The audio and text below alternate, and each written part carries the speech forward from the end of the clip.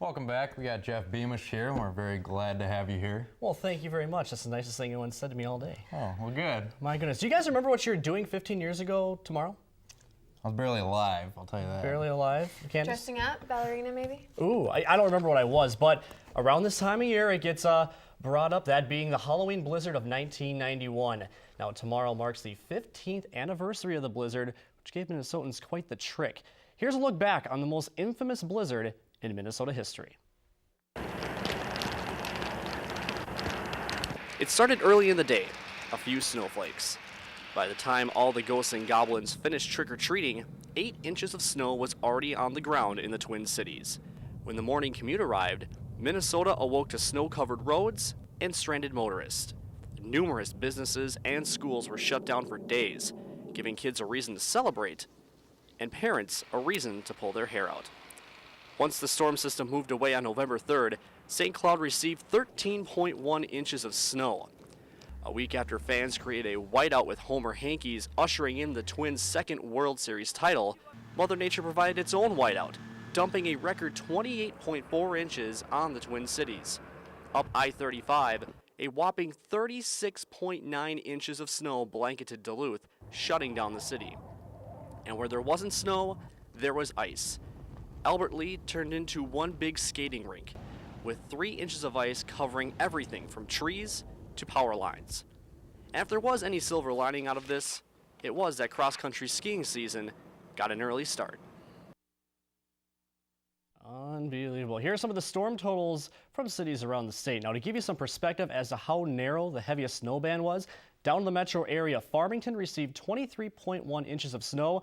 10 miles north in Rosemont, 19.1 inches. So guys, roughly a 4-inch difference in a 10-mile span. And I do want to thank Garrett Carlson and John Rieger at WCCO for the footage, as well as a former SCSU student, Pete Boulay from the State Climatology Office. Certainly a storm to remember. And, 15 years ago, we didn't have Monday Night Football, but we do tonight. And it's the Patriots and Vikes. And if maybe you're headed down to the game for tailgating, 55 degrees to expect for that tailgating forecast.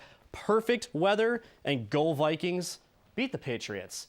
Here is your current conditions here in St. Cloud. We are at 62 with a dew point of 42, and that wind has actually shifted. It's coming out of the northwest because of a low pressure system that has moved through the area.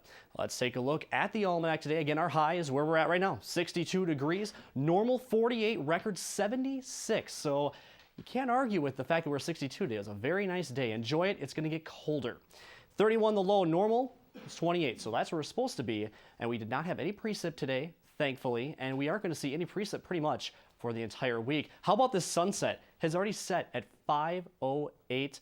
Those days are just getting shorter. Where's the time gone? I don't know. Here's a look at your weather bug temperatures around the metro area. 61 St. Cloud State Airport 62, and Sartell Middle School right now is sitting at 63 degrees. Satellite loop does look this way. See this massive clouds here in North Dakota? This is a low pressure system causing snow up in North Dakota and northwestern Minnesota. So they're having their own Halloween blizzard. Here's that low pressure system, backside of it. Pretty good snow amounts right now from Grand Forks all the way towards Bismarck. They're expecting about a half a foot of snow, if not more. Factor in the wind. My goodness, it's going to be a little snowy up there. This is the winter storm warning from Minot almost to International Falls. No snow for us, but very strong winds. We are under a wind advisory here in Stearns County until midnight. And the surface map does look this way. The snow will just persist over in North Dakota and northwestern Minnesota. High pressure for us is going to build on in and is going to block any precip from coming into this area for the entire week, but it is going to be cold. Tomorrow's highs around the area. 37 in St. Cloud seems to be the common theme. The cold spot, Holdingford, will be at 35 degrees. Here's a look at your forecast. Tonight, that wind advisory, like I said, until midnight, increasing clouds and a low of 24. Those winds have shifted already to the northwest, and they're going to be quite strong. Tomorrow, Halloween, partly cloudy, cold, and blustery, with a high of 37 degrees. Northwest wind at 15 to 25 miles per hour. Tomorrow night, spooky cold. Bundle up out there for your trick-or-treaters. 17 degrees. Northwest wind at 10 miles an hour. And for Wednesday, partly cloudy, still cold. 38 degrees, the west-northwest wind at 5 to 15 miles an hour. Here's look at your 5-day forecast now. 38 on Wednesday, Thursday. Look at this. It's just a common pattern. 41 by Saturday, so we begin to climb the temperature ladder, but it'll be a gradual climb. At least we're not in northwestern Minnesota, and we're not getting any snowfall whatsoever. Not yet. We'll have to take advantage of tonight. Very nice out. 15 years ago tomorrow. Unbelievable, guys. Where's the time gone? I don't know. You're speechless. Nothing to say. Jeff, we thank you. No problem. Are.